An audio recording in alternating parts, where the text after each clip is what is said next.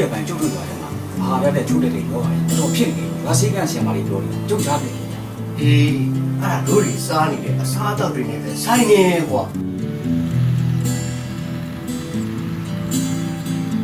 ဒီတစ်ခါတော့ကျုပ်ဦးတော်အောင်လေအာဟာရပြည့်ဝတဲ့အစားအစာဆိုတာ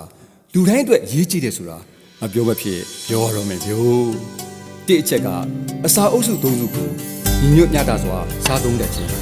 ကျန်းမာရေးနဲ့ညီညွတ်အောင်ပြင်ဆင်ချက်ပြုတ်တတ်ခြင်းပါနံပါတ်2ဘူဒါစီသုံးဆွဲထားတဲ့ဒီနံတွေကို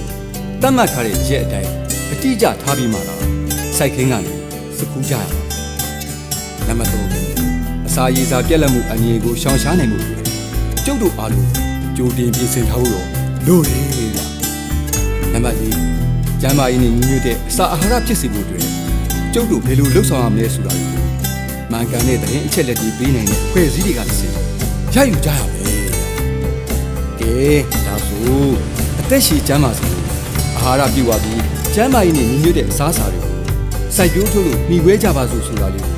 ဒီကနေ့ကစပြီးတော့လှုပ်ဆောင်ကြရအောင်လားဗျာ